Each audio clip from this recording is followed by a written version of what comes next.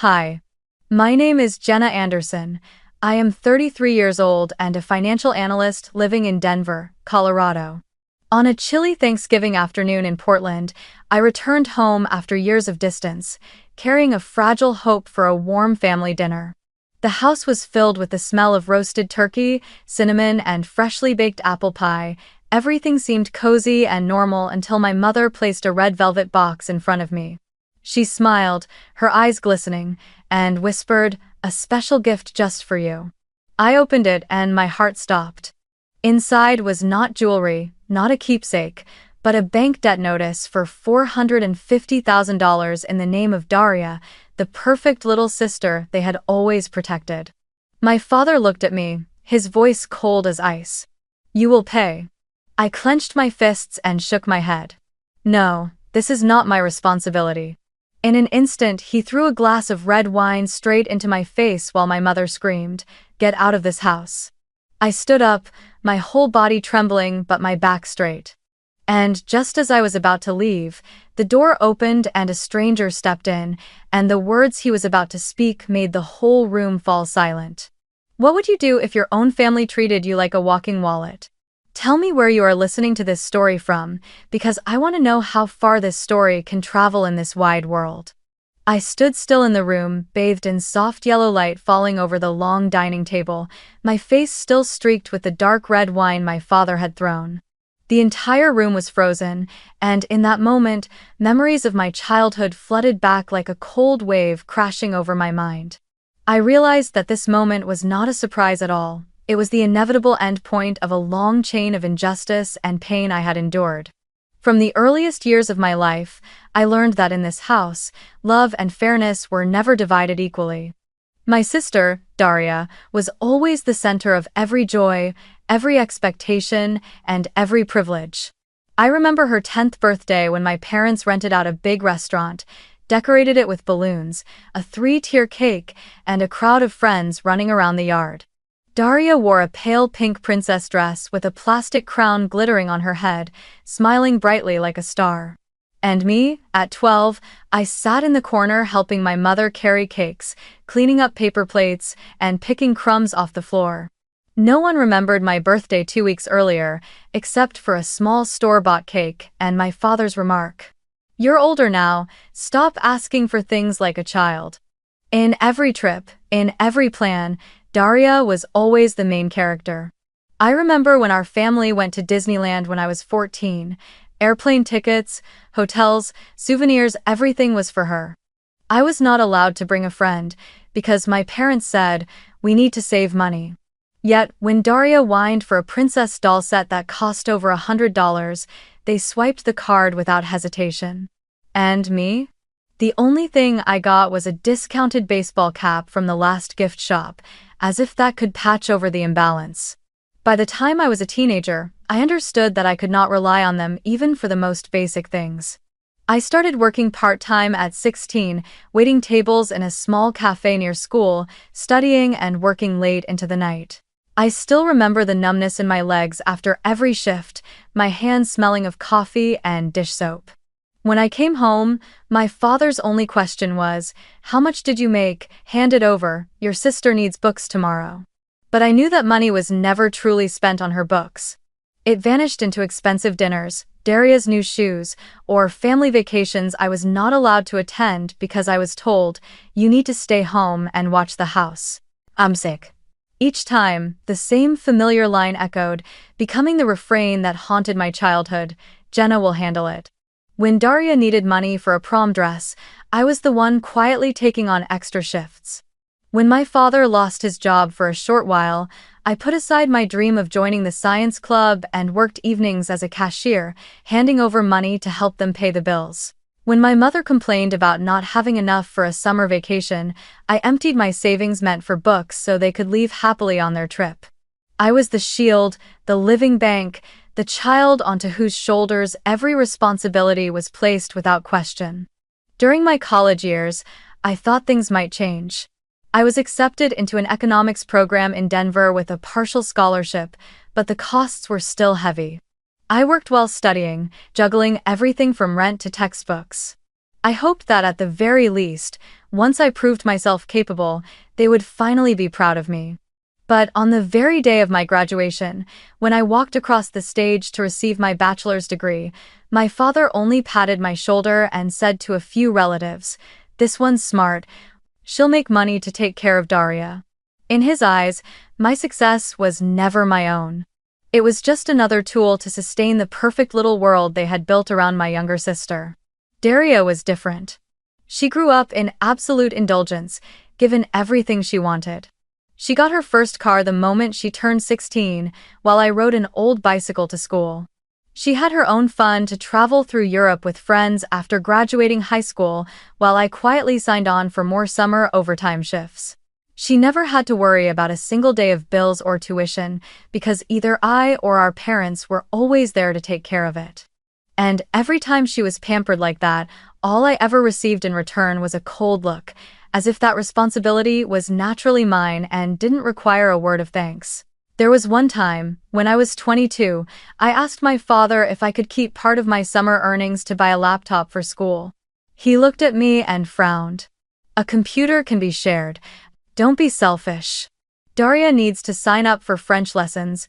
Give her the money." I stayed silent, nodded, and went back to working late nights. By then, I had begun to understand clearly. I had never been a daughter in the true sense. In this family, I was just the one who solves the financial problems. The memories piled up, from the times I quietly paid my sister's tuition to the times I covered my mother's credit card debt so the family wouldn't get collection calls. No one ever asked me, "Are you tired?" or "Do you want to keep something for yourself?" Everyone simply assumed my sacrifices were natural, unquestionable. And that haunting phrase, repeated like a curse, clung to me. "Gina will handle it." For nearly 10 years, I was absent from almost every family holiday, Christmas, Thanksgiving, even the summer reunions where I had once been the one running around, clearing plates for others. I chose avoidance. I made excuses about work, about business trips, but in truth it was self-protection. I no longer had the strength to sit at that long table, listening to comparisons, feeling the glances heavy with implication, and hearing the cold remarks that erased all my efforts. But then, one October morning, as the maple leaves outside my Denver apartment window turned brilliant gold, I received a message from my mother. Just a single short line. "Come home for Thanksgiving, we miss you." All. I read that message over and over again, dozens of times. In every word, I didn't hear the echo of motherly love, but rather something else artificial, forced, yet it still shook me. It had been so long since I last heard my mother say I was missed. A part of me desperately wanted to believe that maybe time had changed them. Maybe, at last, my family truly wanted a reunion. Rachel, my best friend, was the first person I told about that message. We met in New York, working together at a financial analysis firm during the early years of our careers. Rachel, an American of Jewish heritage, was practical, sharp, and always saw straight through what I tried to hide. After listening, she simply raised an eyebrow, sighed, and said one line that left me silent. "Jenna, they only call when they need money. Don't let longing become a trap again." I knew Rachel was right. Over the years, my family had only ever reached out when there was financial trouble. When Daria wanted to launch a fashion business, when my father's career ran into problems, when my mother wanted to remodel the kitchen, I was always the one summoned. This message was nothing but another loop in that same cycle. And yet, my heart did not fully obey reason.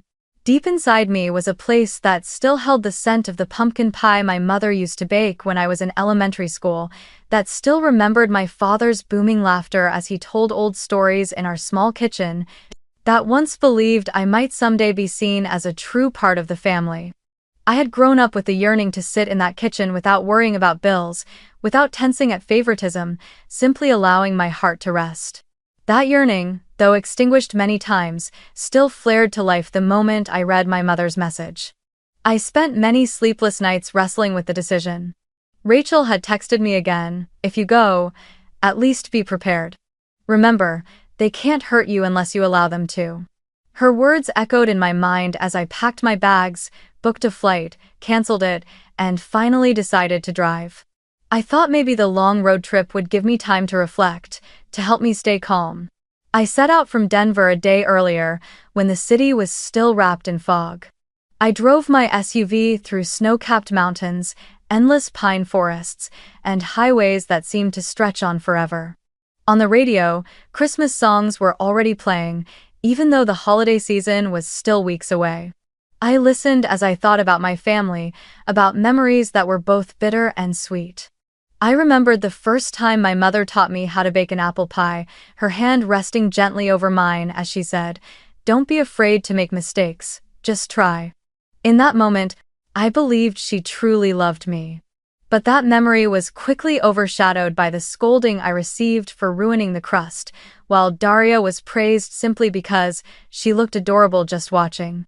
The jumble of memories tightened my chest, filling me with both longing and fear. After more than 18 hours of driving, passing through small towns, roadside gas stations, and stretches of highway that carried echoes of my childhood, Portland finally appeared, draped in its familiar drizzle and gray skies.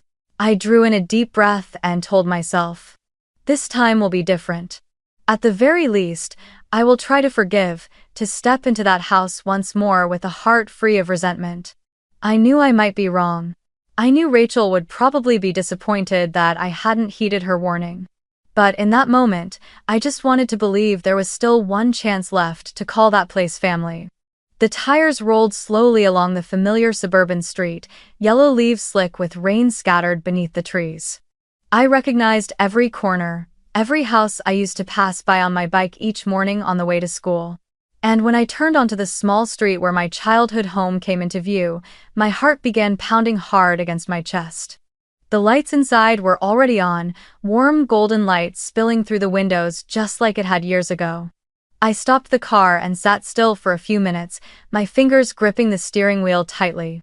A part of me wanted to turn back, but another voice whispered, "Forgiveness isn't about whether they deserve it. It's about whether you need to try for yourself." Although I opened the door, inhaled the damp chill of late autumn in Portland, and stepped out. The scent of wet wood and fallen leaves swept over me. I walked slowly toward the house, trembling yet hopeful, like the child I once was returning to the old kitchen.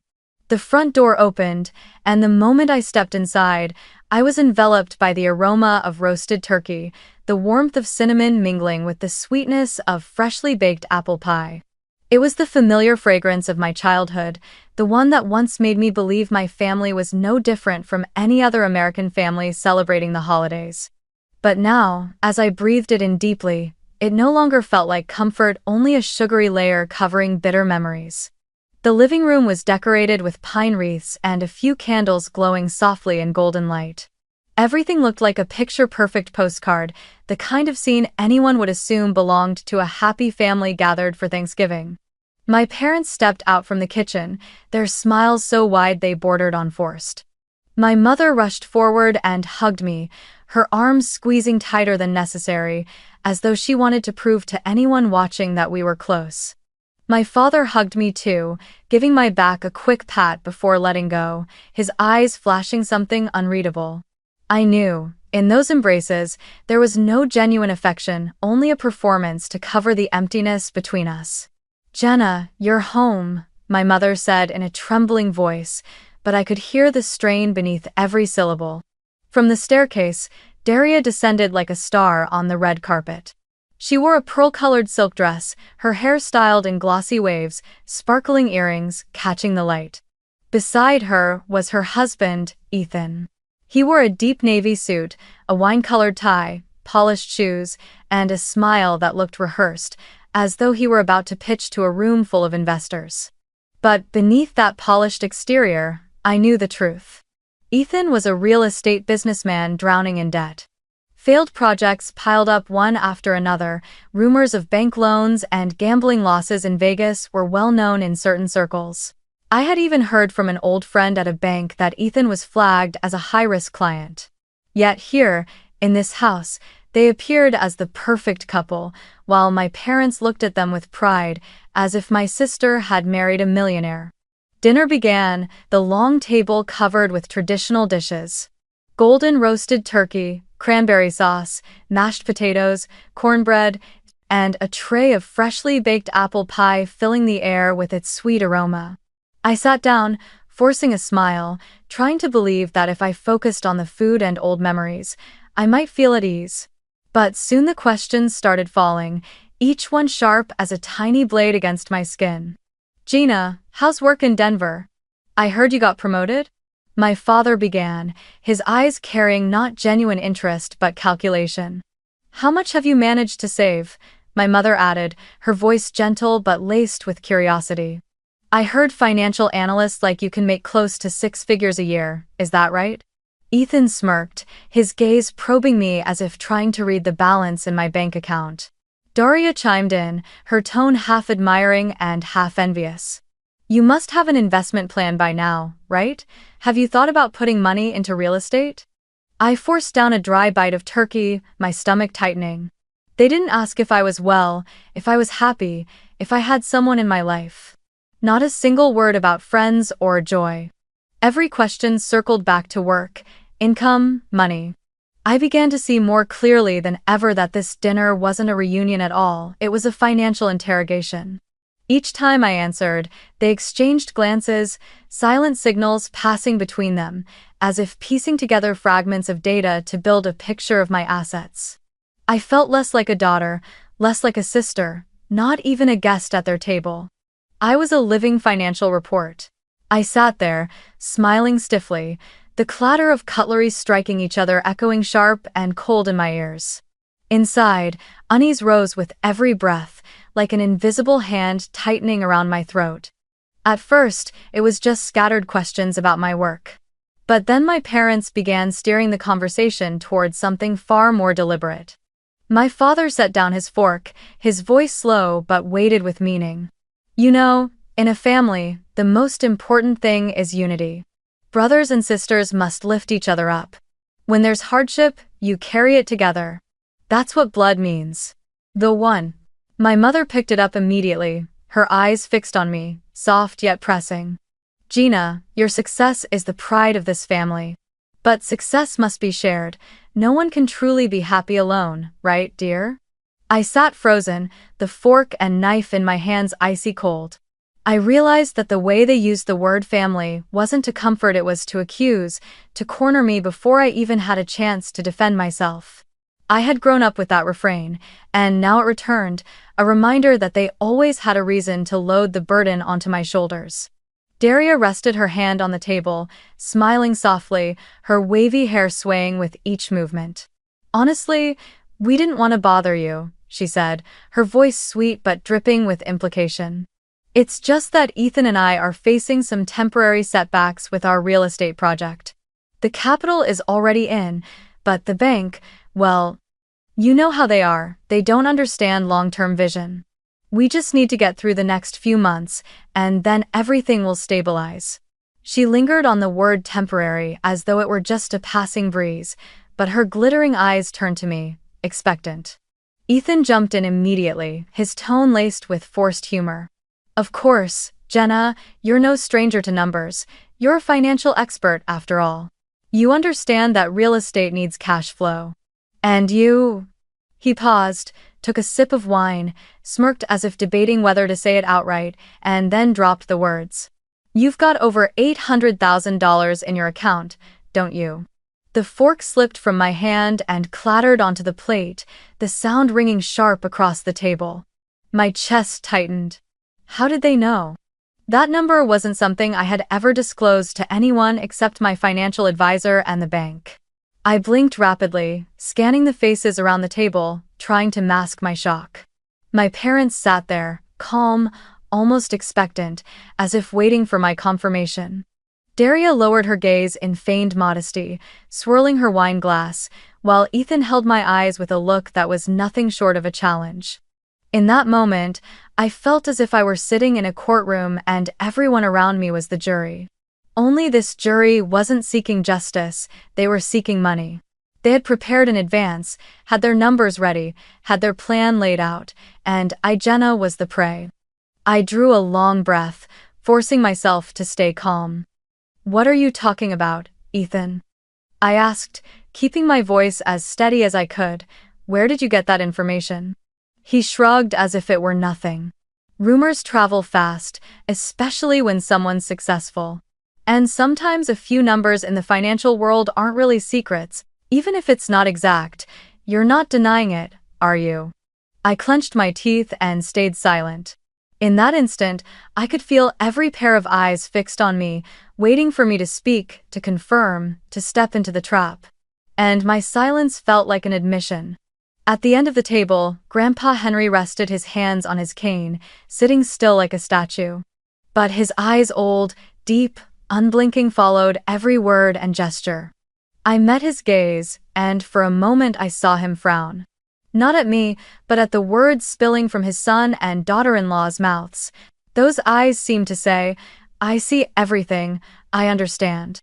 My mother placed her hand on the table, her voice softening but unable to hide the pressure behind it. "Jenna, you have the means. You can help your sister through this hardship. That's what an older sister should do. Family is for sharing, not for calculating." My father nodded, adding, "You must remember, when one person falls, the whole family feels the pain. But when one person succeeds, the whole family benefits.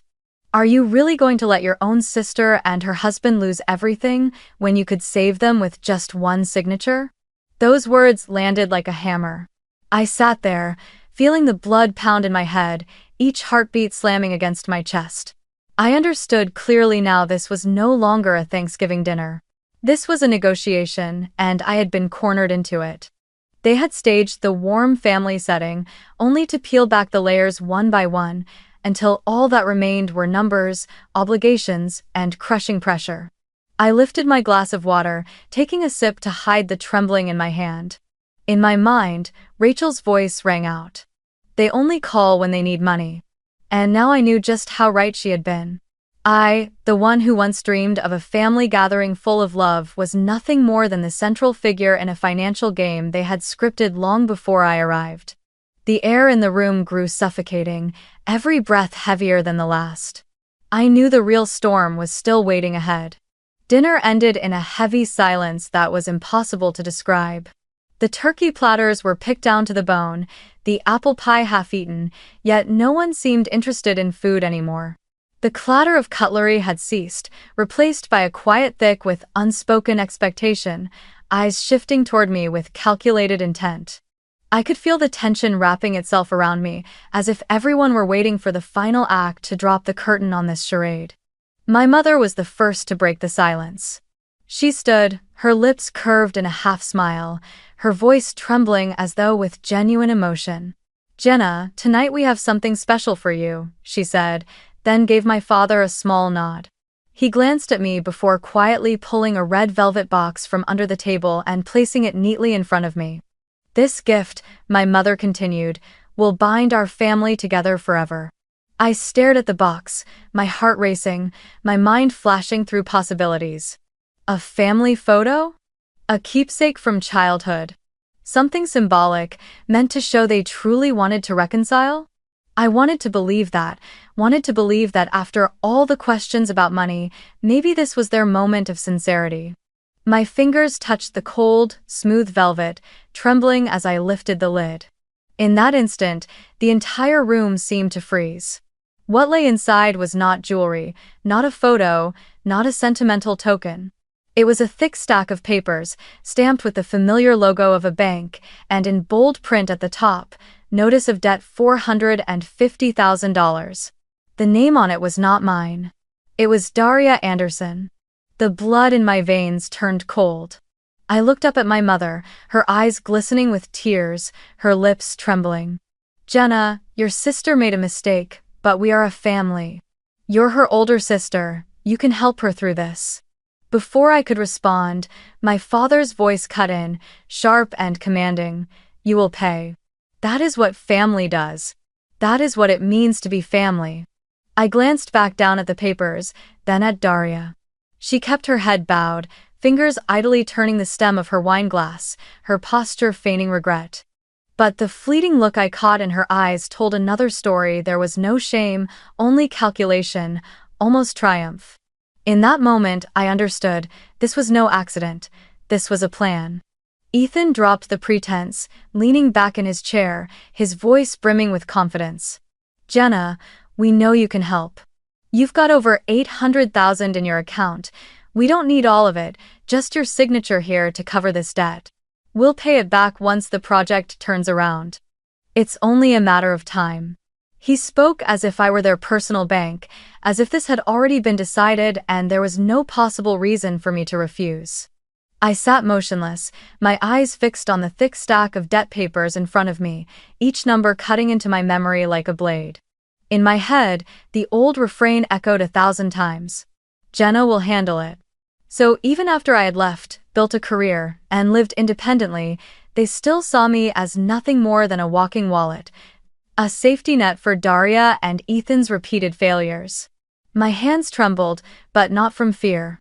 I gripped the papers so tightly that my fingers turned white, my nails digging into the cardboard cover. My breath came fast and uneven, but inside me there rose a clarity I had never known before. I lifted my head, looked directly at my parents, at Daria and Ethan, and spoke, each word falling like a hammer. No, this is not my responsibility. The room shook as if I had uttered blasphemy. My father's face flushed crimson with rage. He shot up from his chair, the legs screeching against the hardwood floor, the wine glass in his hand trembling from his tightening grip. Ungrateful daughter, he roared, his voice thundering. And then, in a flash, he hurled the wine straight into my face. The dark red liquid splattered, soaking my hair, streaming down my cheek, seeping into my collar and dress. The burn of alcohol stung my skin, the smell sharp and suffocating, blurring my vision. I froze for a few seconds, not because of the sting, but because I realized this was the true ending. My father, the man who should have protected me, had chosen violence and humiliation over love. I slowly wiped my face with the back of my hand, smearing the streaks of red across my skin. My mother shot to her feet, her voice rising to a pitch so sharp it seemed to rattle the walls. Get out of this house. If you won't help your sister, you are not worthy to be our child. She spat, each word ground out, her eyes blazing as though I had betrayed something sacred. Daria shrank back in a show of trembling shoulders, but I caught the flash of satisfaction in her eyes. Ethan leaned into his chair, the corner of his mouth curling into a thin smile, his gaze saying, "We knew you'd resist, and we'll crush you for it." I drew in a deep breath, my body trembling but refusing to collapse. I looked around the table at the faces of my family, now distorted by anger and calculation. The flickering candles, the pine wreaths, the smell of turkey and apple pie, none of it was a symbol of Thanksgiving anymore. It had become the backdrop for an execution of the spirit. I set the stack of debt papers down on the table and pushed it back toward my parents. My voice came out rough but steady, carrying across the room like a strike of iron. If family love only exists when I'm paying for it, then it isn't family, it's a prison, and I'm not in it anymore. My mother's breath came in sharp bursts as she stomped her foot against the floor, pointing a finger straight at my face. You'll regret this. One day, when you fail, you'll crawl back here and beg. And when that day comes, I'll remember tonight. I lifted my head high, my eyes blurred by wine but burning with resolve. No, Mother. Today is the last day I let anyone in this house decide my worth. The tension was so thick I could hear my own heartbeat. The faint clinking of trembling cutlery on the table, the ragged breaths of the relatives around us, everything was suspended in a pit of silence. The smell of red wine soaking into my skin reminded me that I had just crossed a threshold I could never return from. At the end of the table, Grandpa Henry still sat motionless, his gnarled hand resting on his cane. His eyes were sharp, tracking every detail of the scene, missing nothing. I saw him tilt his head and let out a faint sigh, as though what he had long suspected had finally revealed itself. And in that look, I sensed something was about to change. I pushed my chair back, the scraping against the hardwood sounding like something cracking open. I stood tall, my hair and face wet with red wine, but I did not bow my head. "I'm leaving," I said, my voice steady and firm, so firm it surprised even me. "But remember this, I don't owe anyone in this house a single thing." I turned and began to walk, each step heavy but certain. Behind me, the room sank into a deathly silence so thick I could hear my own heartbeat pounding in my ears. I thought, just one more step and I would leave this house forever. But then a sound rang out, sharp and resonant enough to freeze everyone in place. Thump, thump, thump. The sound of a cane striking the floor. Grandpa Henry finally spoke. The man with snow-white hair and eyes still bright with the sharpness of youth slowly rose at the end of the table. He leaned on his cane, his back slightly bent, but when his voice came, it was firm and commanding.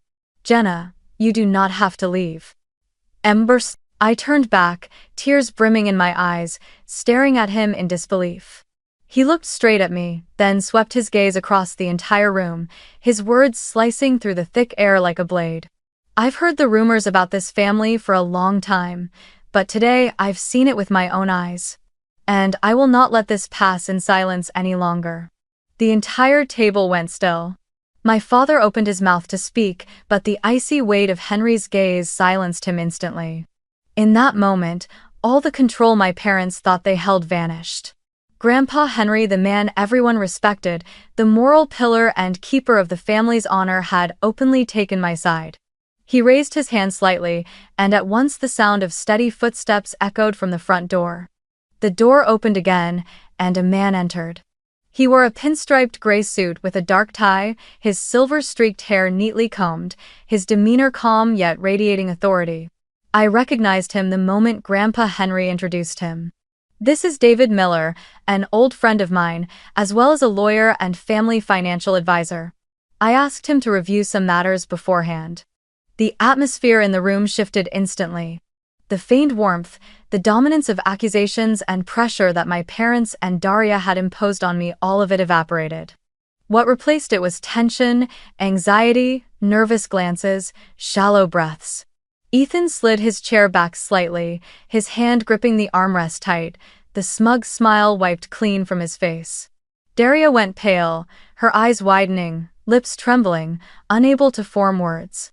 David Miller walked directly to the head of the table and set down a leather briefcase, unlocking it with a sharp click. Thick stacks of documents were laid neatly onto the polished wooden table, each landing with a heavy thud that echoed in the silence. Adjusting his glasses, his voice came deep and deliberate. "I have conducted a thorough investigation into the loans taken out under the names of Daria Anderson and Ethan Clark over the past 3 years. The results."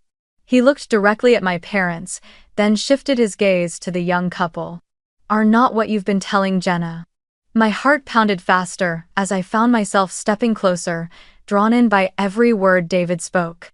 "This $450,000 debt," he continued, "has nothing to do with any real estate investment project. In fact, it is the direct result of reckless overspending far beyond their income. Luxury shopping, high-end cars, lavish trips to Las Vegas, and even gambling expenses. I have the full documentation." David Miller slowly opened the thick file, pulling out papers one by one and laying them on the table, each sheet hitting the polished wood like a hammer blow against the facade my family had built. He spread out the bank statements, the bold printed lines spelling out transactions tied to Daria Anderson and Ethan Clark. "This is the January statement," David said, tapping a finger on the page. "Hotel Bellagio in Las Vegas, $25,000. Gambling losses at the casino, $47,000. And here is the invoice for a brand new Porsche Cayenne, under both of your names." He turned more pages, laying down additional receipts for luxury indulgences.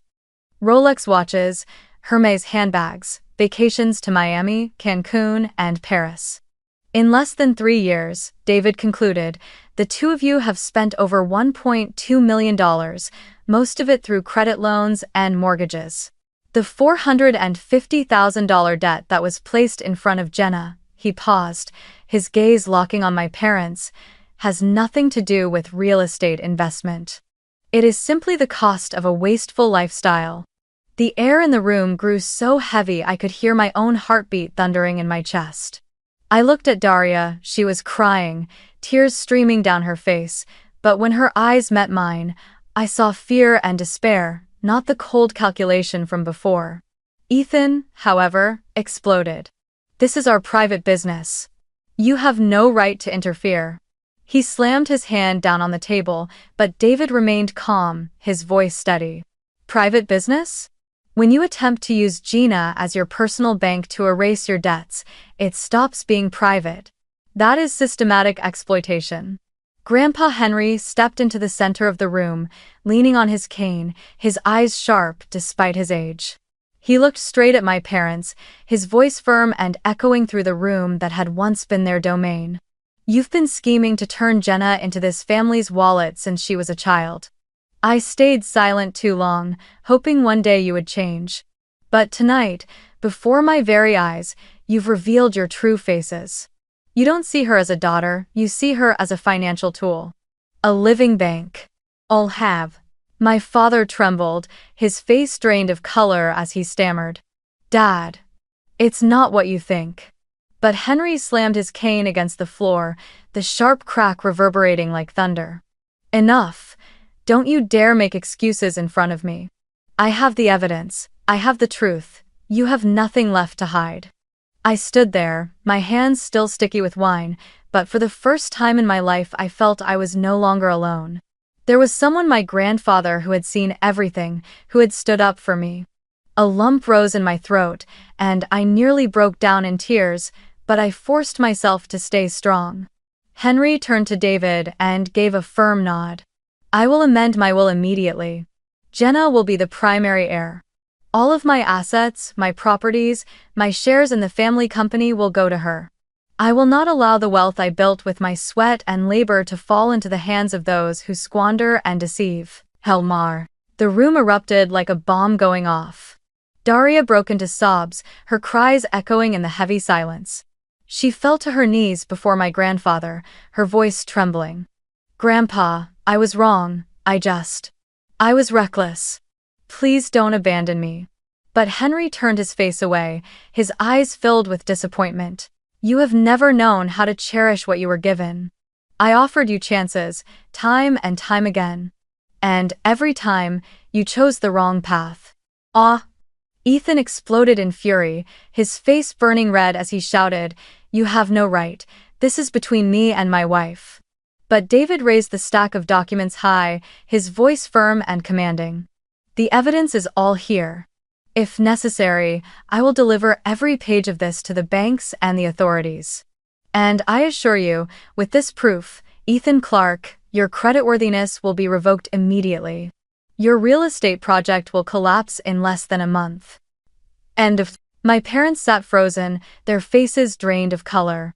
They couldn't speak, couldn't argue. Every piece of evidence was undeniable, each signature, each transaction, each figure printed in black and white. It stripped away every lie they had intended to use to trap me. I stood there, for the first time in the house that had rejected me, being defended openly. For the first time, the truth was mine. I looked around and saw Daria with her face buried in tears, Ethan cursing under his breath, my parents hollow and shaken. And me, Jenna, standing tall, the wine drying on my cheek, feeling as though invisible chains had finally fallen away from my shoulders. In that moment, I understood. The cycle had ended. I was no longer the child belittled and exploited. I was no longer a financial tool or a living bank. I was myself, and at last, someone had spoken the truth aloud for the whole world to see. After that Thanksgiving night, what seemed like just a dramatic family dinner quickly spilled beyond the four walls of the suburban Portland house. Word about the debts, about how my parents and Daria had schemed to push the burden onto me, began to leak into the church community, into circles of family, friends, and then across the neighborhood. I didn't have to say a word. What Grandpa Henry and Attorney David had revealed was enough to stir an undercurrent. Whispers spread during Sunday services, at parish council meetings, even in the aisles of the supermarket. That Anderson family? Who would have thought? Turns out all they do is exploit their eldest daughter, a woman murmured. Daria? She spent herself into mountains of debt, and her husband's nothing but a loud bragger. Another man shook his head. The reputation of my parents' once respected pillars of the community collapsed almost overnight. They used to boast about their two daughters, Daria, the beautiful one who was pampered like royalty, and Yena, the successful one, paraded more as proof of their good parenting than as an individual. But now every mask had been ripped away. Friends pulled back, dinner invitations vanished, and the parties they once hosted were no longer spoken of. The very people who used to clap my father on the back in church, who praised my mother at women's meetings, now turned their faces away. No one wanted to be associated with a family exposed for greed and deception. Daria, the sister once celebrated as the perfect princess, became the target of cruel gossip. The photos she posted on social media flaunting luxury cars and designer handbags were now fodder for mockery. The so-called close friends who had crowded her parties slipped away one by one. No one called to shop with her or invite her on trips anymore. She began living in isolation, shutting herself in for days at a time, leaving behind only long, desperate posts on Facebook posts that nobody bothered to comment on. Ethan faced the swiftest and harshest downfall. The bank officially revoked his credit, froze all new loans, and demanded immediate repayment. Investors pulled out, clients turned their backs. Within just a few months, the once boasted real estate projects collapsed one after another. The local paper even ran a story detailing his mounting debts, branding his name with failure and deceit. From a man who had always strutted in flashy confidence, Ethan became a cautionary tale whispered about with disdain in business circles. As for me, after that night, I knew I could never allow myself to be prey again. The moment I returned to Denver, I met with my financial advisor and overhauled my entire banking system. I closed old accounts, opened new ones with double-layered security. I hired my own lawyer to ensure that every future transaction of mine would be protected, inaccessible to anyone seeking to exploit me. I built barriers, not only around my finances but around my spirit. I changed my phone number, blocked emails, erased every channel of contact with my family. Every bridge they might use to pull me back was severed. In the early days, my mother still sent messages, her tone shifting from scolding to pleading. "Jenna, you can't abandon your sister in her time of need. No matter what, we are still family." But when her words met silence, desperation seeped through. "You will regret this. You will see you are wrong." Yet I no longer answered, no longer wavered. Each message, each missed call only hardened my resolve that I had been right to walk away. The community around them gradually turned its back completely. My parents, who had once been invited as honored guests at church events, now sat alone in the back pews. People looked at them with either pity or disdain. Those who had once attended their Thanksgiving dinners now found excuses to avoid them. Neighbors whispered when they passed by, and children began calling Daria the debt princess right outside their front door. The house that used to glow with light and noise grew dark and silent, the curtains always drawn. My family sank into a spiral of isolation, stripped of social standing, stripped of defenders. And within that spiral, I no longer existed as the lifeline they had always counted on. For the first time, they were forced to face the consequences of their own greed and poor choices. In the days that followed, I poured all my energy into work. I took on a major new analysis project for a financial corporation, waking up each morning with a spark of excitement I hadn't felt in years. Each time I finished a report, I no longer thought of how my parents or Daria might use it to boast, or how they might pressure me to share. Success was mine alone now. And the strangest part, I no longer felt a weight pressing down when I looked at my bank balance. I didn't have to hide, didn't have to fear someone in the family trying to drain me, because I had built walls of protection, financial and emotional, that no one could breach. Alongside my work, I began opening myself to the people around me. Rachel, my dearest friend, was the first to notice the change. One evening, as we sat in our usual Denver cafe, she looked at me and smiled. "Jenna, for the first time in years, I see you smile without even a trace of tension." I only smiled back without answering, but inside I knew she was right. I had begun to live, instead of merely existing inside the cage of family. I began taking part in more community activities, supporting a nonprofit that helps young women start businesses, volunteering at a soup kitchen on weekends. In those moments, I met people full of strength and resilience, people who had no blood ties to me, yet gave me a sense of belonging and connection my own family had never offered. I slowly came to realize that family isn't only where we're born. It's also the people who listen, who respect us, and who choose to walk alongside us in life. Grandpa Henry also became an important part of my new life. He called me often, making sure I never felt alone despite the hundreds of miles between us. His voice was warm, steady, and every call ended with words that always brought tears to my eyes. "I'm proud that you chose yourself." I knew those weren't just words of encouragement, they were his acknowledgement that I had broken the toxic cycle he had been powerless to stop for so many years. To me, that meant more than any inheritance or property ever could. There were nights when I sat alone, remembering old memories. The wounds were still there. My heart still tightened sometimes when I thought of the childhood I had lost. But instead of pain, I saw them now as markers of my journey, proof of the path I had taken to grow. I began to understand that forgiveness doesn't mean going back or accepting what was done. Forgiveness is freeing yourself from the chains of the past. I forgave so I no longer had to live in anger, so I could move forward without carrying the weight of old wounds. But forgiveness never meant reopening the door I had already closed. One evening, after finishing my work, I stepped out onto the balcony of my apartment. The city of Denver stretched out before me, skyscrapers glowing against the night sky, streams of headlights flowing endlessly along the roads. I leaned on the railing, inhaled the sharp cold air, and let the wind toss my hair across my face. And I whispered to myself, like a reminder, my worth was never measured on their scale. It has always been in my own choices. Oh. In that moment, I knew I had truly crossed over. I was no longer the small Jenna who was always forced to take care of everyone. I was Jenna, a free woman, strong and brave enough to set boundaries and live true to myself. I turned back inside, closed the door, leaving the city lights shining behind me. But within me too, a light had risen, the light of a new journey, one where I could finally live for myself for the very first time. If you, the one listening to this story, have ever been forced by family or anyone else to carry a responsibility that was never yours, I want to tell you this. True love never comes with coercion.